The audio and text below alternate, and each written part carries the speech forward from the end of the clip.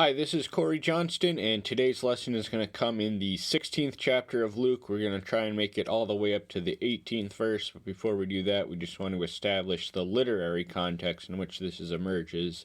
This takes place after the 15th chapter, of which we read of three parables which are unique to Luke's telling or Luke's account, those being the parable of the lost sheep, the parable of the lost coin, and finally the prodigal son.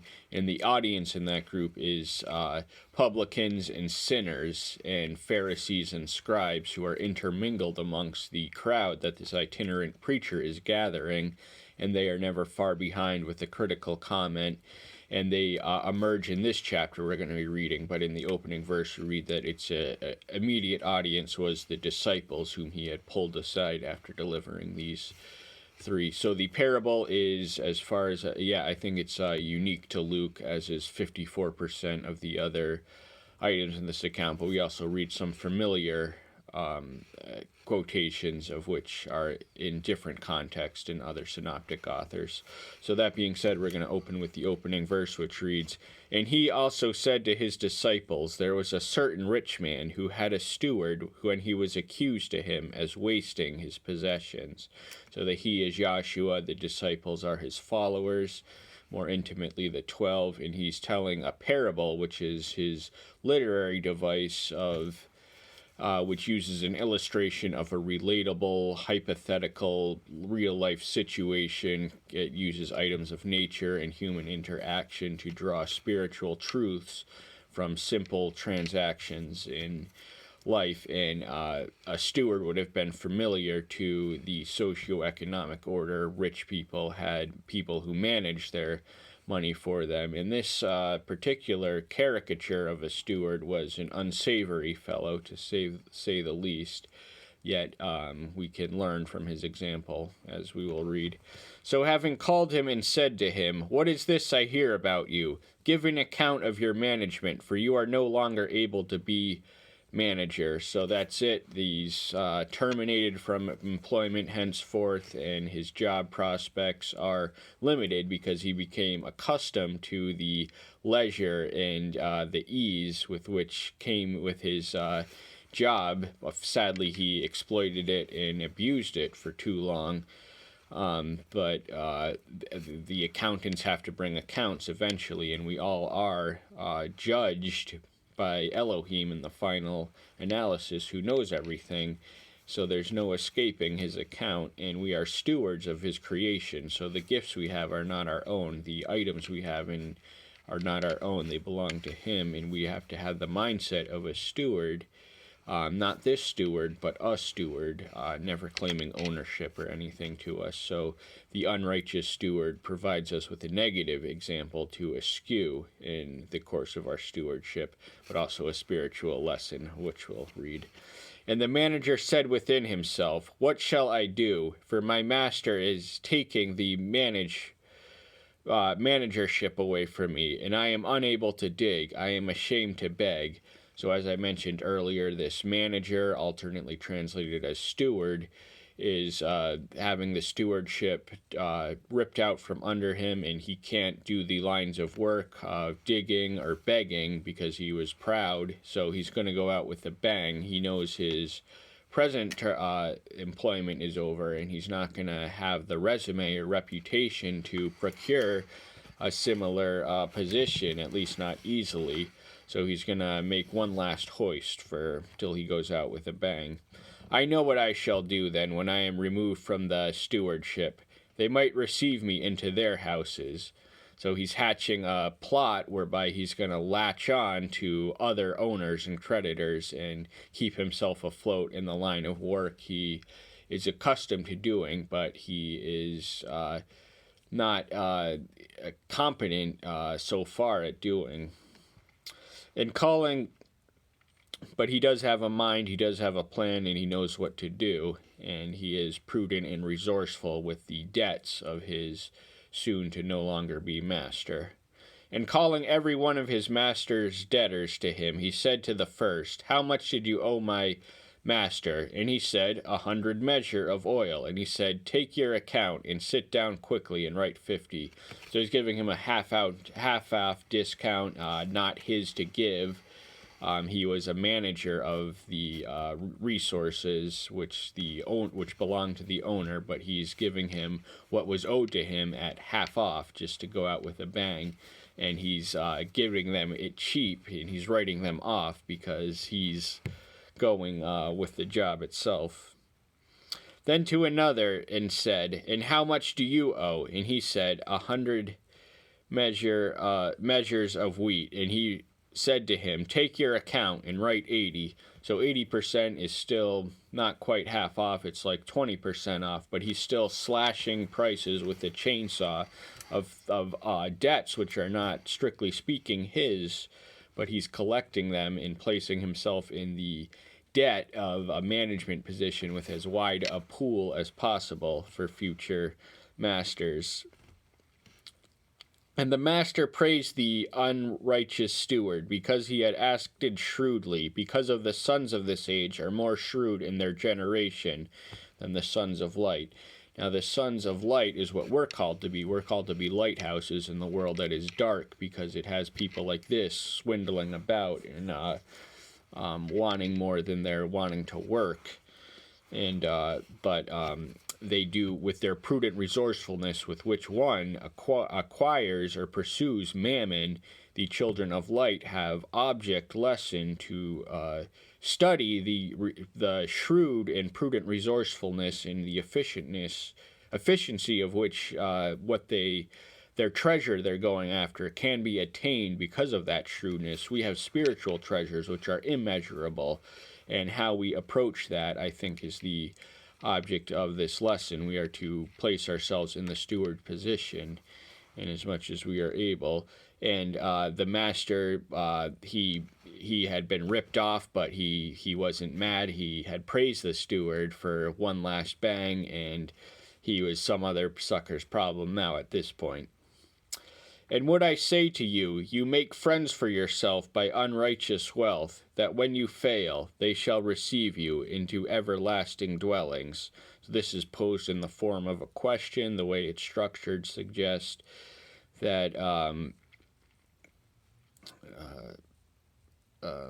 well, we're going to pass. He who is trustworthy in what is least is trustworthy also in much, and he who is unrighteous in what is least is unrighteous also in much.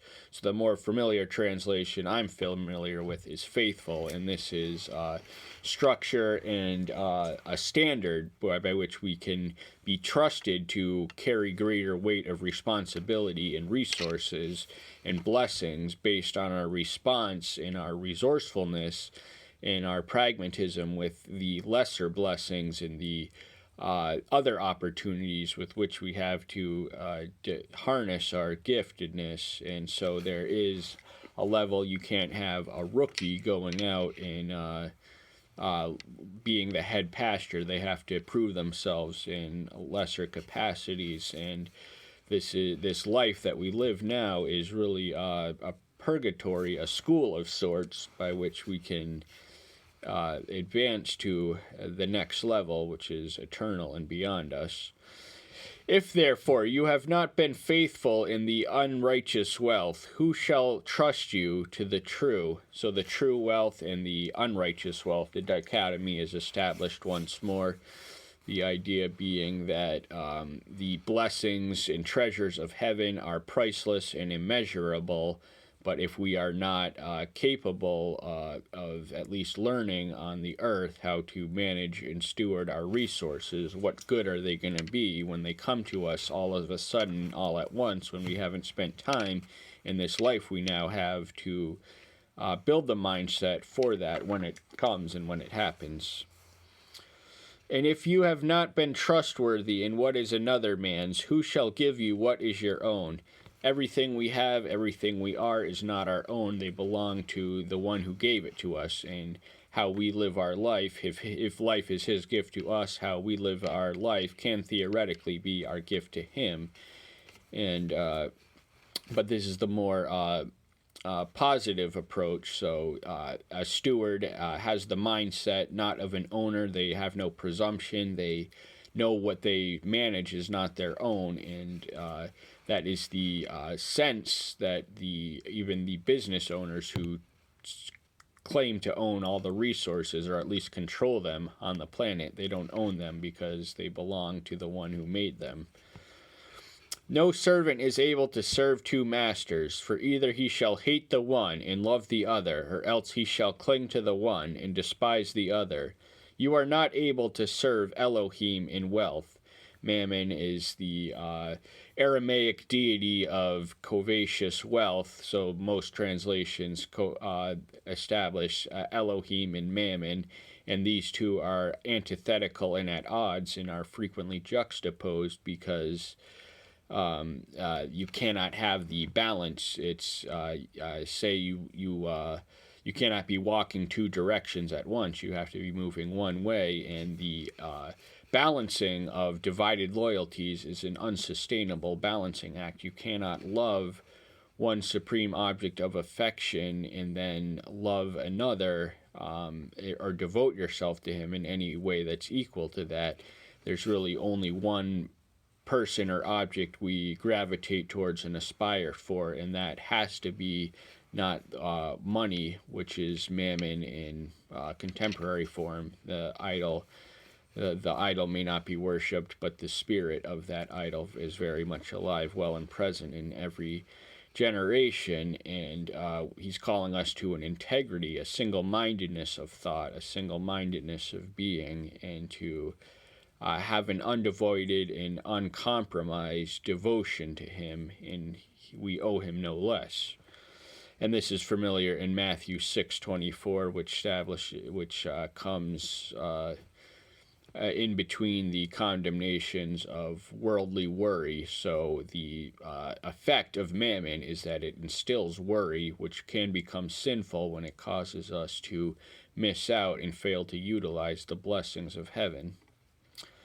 And the Pharisees who loved silver also heard all this, and they were sneering at him. So the Pharisees, I guess they never really left because there wasn't any daybreak in between the preceding chapter. We find him approaching the publicans and the sinners in the 15th chapter. The Pharisees, who shunned from these people like the plague, wanted nothing to do with them, wouldn't touch them with a 10-foot pole, said controversially evoked his associations, and then we see they're scouring about in proximity, their ears attentive, but their hearts not attuned to what their ears hear when he's addressing the disciples. And they most of the parables were disguised or were more less direct in their application, but he knew they were about, and so he gave them a relatable model because they collectively and individually were guilty of the sins of covetousness. They loved the top seats at the house. They loved to be called rabbi. They courted wealth. They lived very puritanically, but they also accumulated wealth, which they didn't spend on the indulgences of the flesh, but wealth still became. So wealth and Elohim. Elohim is a liberating master. Wealth is a cruel tyrant and crushing slave master. So he said to them, "You are those who justify yourselves before men, but Elohim knows your heart, because what is highly thought of among men is an abomination in the sight of Elohim." So they were in the presence of the one who could justify them, but they were creatures of habit who were set on justifying themselves. They like to sing their praises and boast about the fact that they fasted twice a week and gave tithes of all they had. We read in the 18th chapter of Luke coming up. But what they treasured and valued and esteemed and honored was an abomination. That is the most revulsive aversion of the Almighty to the things of men. So the things we prioritize and prize and praise on a pedestal are of no meaning and no consequence to the one whose judgment truly matters in the sight of Elohim. The law and the prophets are until John, since the kingdom of Elohim is being announced, and everyone is doing violence upon him. John would have been John the Baptist. The law and the prophets were the consummation which he came to fulfill, as he declared in Matthew 5:1-7. But John was, in some sense, the last Old Testament prophet in that he preached immediately up to the Messiah. And the kingdom of heaven was the nature of his message. The kingdom of heaven was at hand was the first century message as given by these men to their audience. And the kingdom of God is alive and present in every generation since. It is a matter of the heart. So wherever your heart is, there too is the kingdom. And it is easier for the heavens and the earth to pass away than for one tittle of the law to fall. So this is a citation somewhere in Matthew 5:18-20. He says something similar about the permanence and endurance of the law, which he did not come to abolish, but came to fulfill. And so it is intact, it is inviolate, it is operational, and we are bound by it, at least the moral end of it. Everyone divorcing his wife and marrying another commits adultery, and everyone marrying her who is divorced from her husband commits adultery. So he raises the highest standards. He does not lower the bar on the law of marriage, one man, one wife, and what Elohim has drawn together, let no man draw apart, be that themselves or society or anyone else. And marriage is meant to be an enduring symbol of love, and he does not permit, the Mosaic law permitted divorce for fornication, but as the master raised the bar, he taught forgiveness before divorce. So forgiveness does supersede the retaliatory, retributive end of the Mosaic equation of justice. And that's all the time we have for today. Thank you so much. I'm glad you're here. Stay tuned. Until next time, see you soon. Bye-bye.